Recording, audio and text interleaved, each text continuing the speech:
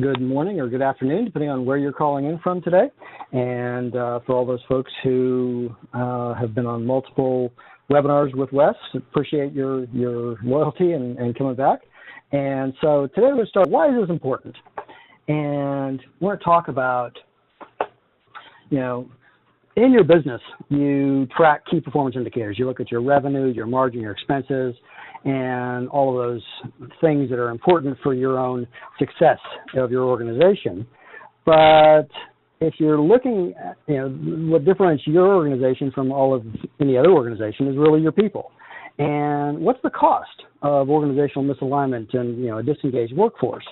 So there's been some research done that companies that have an engaged workforce hold a double-digit advantage over their competitors in productivity and profitability. 60 to 70% of employees admit that they're not working to their full potential. And this is a 2013 State of the American Workforce report done by Gallup. So if 60 or 70% of the workforce isn't giving you, all of the discretionary effort and engaging fully in the success of your business, it kind of explains why, the PMI Institute says, 70% of the initiatives, fall short of achieving their goals. So the trick is, you look at this performance gap. If someone has all the ability and all the motivation, they're going to be able to achieve the goal. And if there's any gaps in ability or motivation, then you're not going to fall, you're not going to let it fail. You're going to close those gaps.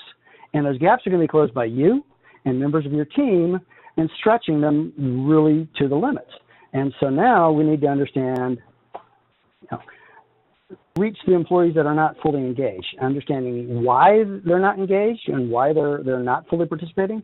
And then how do you engage them to get them aligned with your organizational business, your organizational success? So we want to capture that extra discretionary effort and have them fully involved. And so I think I skipped a slide. 1 second, please. Go ahead, click twice.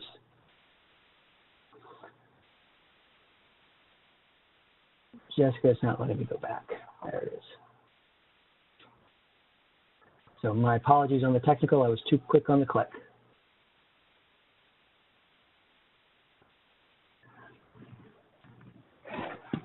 So the difference is firms that ranked the most effective in employee engagement had a 91% total return to shareholders. And the ones that were ranked least effective only had a 62% total return to shareholders. And so today I want you to have a positive return on investment for your time with me today. And so we're going to review the foundations of these key performance indicators. And we're going to identify the key performance indicators of group effectiveness and engagement, teach you how to recognize those patterns. We're going to explore some methods and use a little case study that we've got. And then we're going to go through and answer any questions. And I'd like you to take note as we go through. You can be typing your questions in as we go along, and Jessica will keep track of those, and we'll have a question and answer period at the time. And if we have some others, maybe you can answer questions, in the moment. Through this, I want you to think about an organization or a team that you have in mind, and that'll make it more relevant so that you can be thinking of notes or things that, say that you had a resident expert or someone that you could sit down with and say, I'm thinking of this, and this is a problem I'm having. So this will actually help you think about questions as we go through and think about ways to make this more relevant to you so that at the end of our period together, you'll have a real positive return on your investment in time, because I certainly appreciate you being customers for the next hour and a half. So a little bit about systems theory. You guys have all heard systems theory, and I like to just refresh it for anybody who's not completely familiar with it. A system takes inputs, and based on those inputs, it does some kind of activity to transform those inputs into outputs. And so here we've got a real simple system of I want warm water for the bath. And so I have a hot water tap, I've got a cold water tap, and then I've got a mixing valve.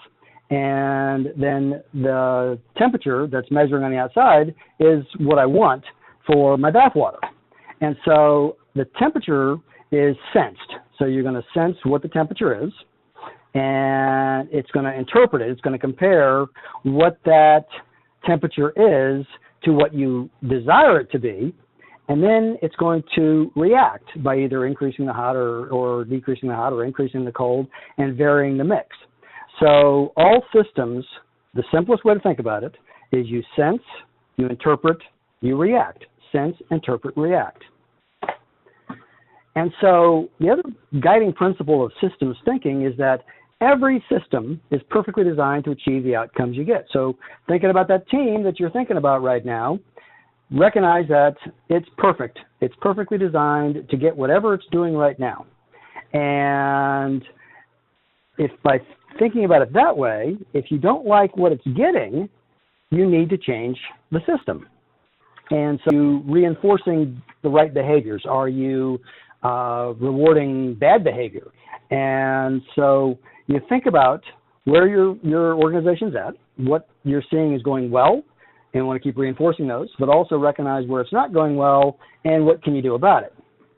And so thinking about organizations, you have these tensions. You have forces that are driving towards the goals you want, and then you have forces that are restraining those whatever you're trying to say. So driving initiatives may be new investments in technology, it may be training your people, it may be the bonuses and incentives you give them.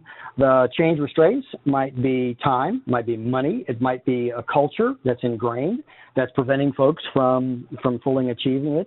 And so I want you to think about all the elements that we have for human factors, and then think about the systems in the sense, interpret, respond.